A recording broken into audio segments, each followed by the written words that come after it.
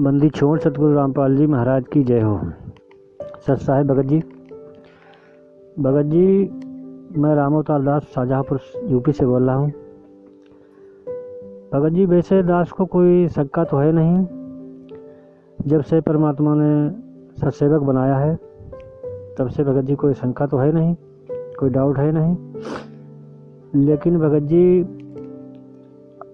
आपसे एक भगत जी ने बात की थी कि जैसे पूजा स्थल पर अपना जो फ़ोटो लगाते हैं उसमें बीच में अपने सतगुरुदेव जी का फ़ोटो होता है और ऊपर नीचे दाएं बाएं गरीबदास जी महाराज, चितानंद जी महाराज और स्वामी रामदेवानंद जी महाराज, तो ये फ़ोटो लगे होते हैं भगत जी।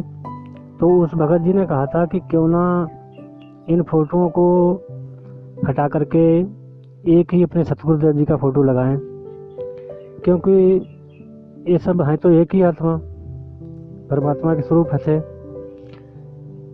तो भगत जी, सही भी है कि हमारी आस्था तो परमात्मा में होनी चाहिए, और वो है भी, क्योंकि हमारे सतगुरु रामपाल जी महाराज स्वयं पूर्ण ब्रह्म परमेश्वर कबीर साहब ही हैं। लेकिन भगत जी, शंका एक ये हो गई है दास को कि जैसे अब परमात्मा कोई का सत्संग सुनते हैं या नित्य नियम सुनते हैं या रमेडी या संध्या आरती या मंत्र, तो उसमें मंगलाचरण के पहले परमात्मा जय बुलवाते हैं कि सतगुरुदेव की जय, कबीर साहब की जय, गरीबदास जी महाराज की जय, स्वामी रामदेवानंद जी गुरु महाराज की जय। तो भगत जी, ये जय बोलनी चाहिए कि नहीं बोलनी चाहिए? भगत जी, ये शंका हो गई दास को थोड़ी, इसका समाधान करें। और तो कोई शंका है नहीं दास को भगत जी। सत साहेब जय हो। बंदी छोड़ की। बंदी छोड़ सतगुरु रामपाल जी महाराज जी की जय हो। सत्साई भगत जी।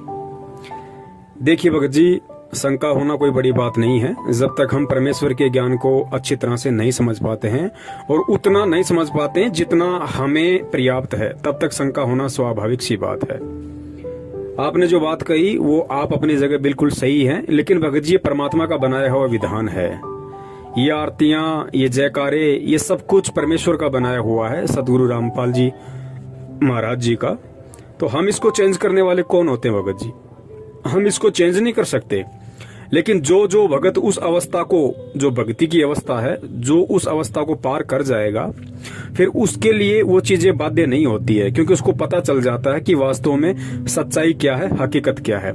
लेकिन संविधान आने वाली आत्माओं के लिए, जो इस भक्ति मार्ग से जुड़ती रहेंगी, उनके लिए वो संविधान लागू रहना जरूरी है। तो ये जयकारे ऐसे ही लगेंगे इस भक्ति मार्ग में एंड तक। लेकिन जब जीव समझ जाएगा कि गरीबदास जी महाराज जी का जयकारा है या कबीर जी का जयकारा है, वो कौन थे, तो फिर उस आत्मा के लिए बाध्य नहीं होता है वो जयकारा लगाए या ना लगाए। जिस प्रकार पहली कक्षा में बच्चा जाता है और बच्चे को स्कूल में 12वीं तक पढ़नी पड़ती है, तो पहली कक्षा में बच्चे को पढ़ाया जाता है A for Apple, A for Apple, APPLE, Apple मानी सेव। उसको गा गा के भी पढ़ाया जाता है, फिर बच्चों से आपस में भी गवाया जाता है, एक दूसरे को खड़ा कर करके, ताकि बच्चे को समझ में आ जाए कि ए फॉर एप्पल। लेकिन जब वो बच्चा दूसरी, तीसरी या चौथी क्लास में चला जाता है और जब कहीं पे पूरा सेंटेंस लिखा आता है कि Apple is a sweet fruit, तो उस बच्चे को समझाने के लिए उस टीचर को ये बताने की जरूरत नहीं पड़ेगी, और ना ही उस बच्चे को समझने के लिए ये दोबारा से गाने की जरूरत पड़ेगी कि A for Apple, A for एक, स्वीट मानी मीठा, फ्रूट मानी फल। उसको ये गा गा के ना तो टीचर ने बोलने की आवश्यकता है और ना ही उस बच्चे को आवश्यकता पड़ेगी, क्योंकि बच्चा उस अवस्था को पार कर चुका है। लेकिन वो ए फॉर एप्पल गाने वाली जो विधि है वो ज्यों की त्यों रहेगी, क्योंकि नए बच्चे भी तो स्कूल में एडमिशन लेंगे जिनको अभी तक पता ही नहीं कि एप्पल होता क्या है। तो उनको समझाने के लिए तो ए फॉर एप्पल उस कक्षा के टीचर को गाना ही पड़ेगा। लेकिन जो बच्चे उस क्लास को पार कर गए, जो उस अवस्था को पार कर गए और समझ गए कि एप्पल का मतलब क्या है, फिर उनके लिए गाना जरूरी नहीं होता है। तो भगत जी, ये परमात्मा का बनाया हुआ विधान है। आरती वगैरह जो भी है, हमने इसमें चेंजमेंट नहीं करना। ये एज इट इज रहेंगी भगत जी, ये लिखित संविधान है परमात्मा का। लेकिन जो भगत इनसे ऊपर उठ जाएगा, जो इनको समझ जाएगा, फिर उसके लिए बाध्य नहीं है कि वो गरीबदास जी महाराज जी की जय बोले या ना बोले, वो गरीबदास जी महाराज जी का बौद्ध दिवस मनाए या ना मनाए, वो कबीर जी का प्रगट दिवस मनाए या ना मनाए, उसके लिए कोई बाध्यता नहीं है। जब उसको पता चल जाएगा कि इन सारे रूपों में जो परमात्मा देश काल परिस्थिति के अनुसार आए थे वो स्वयं सतगुरु रामपाल जी महाराज जी थे, अर्थात वो कबीर परमेश्वर है। तो जब एक साधे सब सदे और सब साधे सब जाए, माली सिंचे मूल कू फले फूले अघाए, तो हमने तो एक मूल की पूजा करनी है ना भगत जी। अब टहनियों की जय जयकारा लगाने से क्या मतलब है? ठीक है, लगा भी सकते हैं, उसमें भी कोई दिक्कत नहीं है, और ना लगाओगे उसमें भी कोई दिक्कत नहीं है। यदि आपने ये ज्ञान समझ के अपने दिलो दिमाग में ये धारणा बना ली कि वास्तव में सतगुरु रामपाल जी महाराज जी स्वयं कबीर परमेश्वर हैं और उनकी पूजा साधना से ही हमारे सारे कार्य सिद्ध होंगे, एक उनके जयकारे से ही हमारे सर्व कार्य सिद्ध होंगे, फिर उस भक्तात्मा के लिए वो बाध्य नहीं है। जिस प्रकार संध्या आरती के अंत में आता है कि स्वामी राम देवानंद जी दाता आपकी घनी सतावे बाता, तेरा रामपाल अज्ञान किया सतलोक का वासी। तो जिन भक्तों को ये समझ में आ गया कि वहां पे सतगुरु रामपाल जी महाराज जी एक भगत के रोल में अपने गुरुदेव के लिए स्तुति कर रहे हैं, जिस भगत को ये समझ में आ गया, फिर उस भगत को वो शब्द गाने की जरूरत नहीं है। फिर वो भगत अपने गुरुदेव संत रामपाल जी महाराज जी के लिए उन शब्दों का यूज करेगा कि सतगुरु रामपाल जी दाता आपकी घनी अमोलक बाता, आपका पवन दास अज्ञान करना सतलोक का वासी। लेकिन हमने विधान चेंज नहीं किया, हमने पुस्तक चेंज नहीं किया।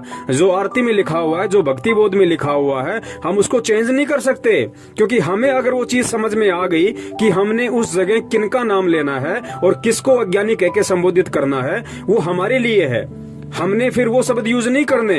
लेकिन आने वाली जो आत्माएं हैं इस भक्ति मार्ग में जो एडमिशन लेंगी, उनको तो भगत जी वो स्वामी राम देवानंद जी दाता आपकी घनी सतावे बाता, तेरा रामपाल अज्ञान, हो सकता है साल भर तक वो आत्मा उस शब्द को बोलेंगी, 2 साल तक भी बोले, जब तक उसको कंप्लीटली इस बात का पता ना चल जाए कि वास्तव में ये शब्द यहाँ पे सतगुरु रामपाल जी महाराज जी ने किस मकसद से बोले हैं और किसके लिए बोले हैं, और हमने इन शब्दों का यूज अब यहाँ पे किसके लिए करना है और किस मकसद से करना है।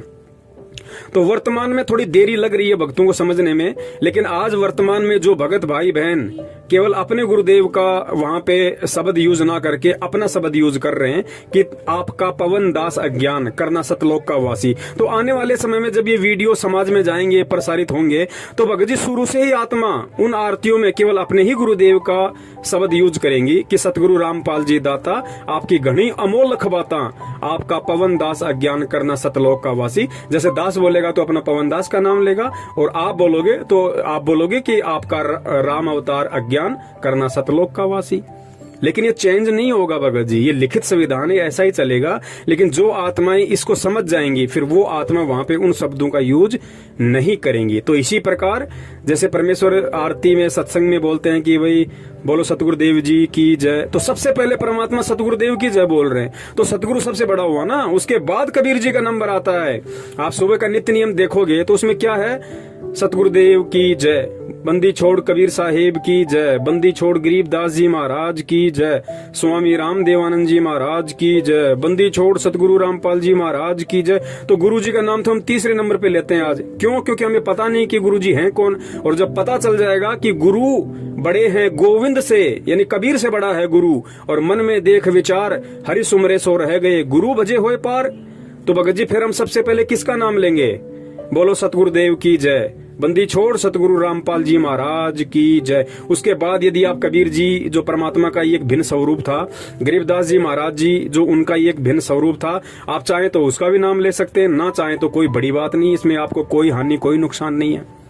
तो ये अपने अपने भगत जी विवेक की बात है, सोच समझ की बात है ये, क्योंकि अब हमने उस वाणी पे चलना पड़ेगा कि एक के साधे सब सदे, सब साधे सब जाए, माली सींचे मूलकू फले फूले अघाए। तो हमने केवल अब एक पूर्ण परमेश्वर सतगुरु रामपाल जी महाराज जी पे ही आश्रित रहना है, हमने केवल उनका ही जयकारा बोलना है, हमने केवल उनकी ही फोटो को अपने मन मंदिर में, घर के आश्रम में, दिलो दिमाग में बैठा के रखना है। इसके अलावा हमारा सृष्टि में और कोई नहीं है, इष्ट रूप में, पूज्य रूप में, परमेश्वर रूप में। सत साहिब जय हो बंदी छोड़ की।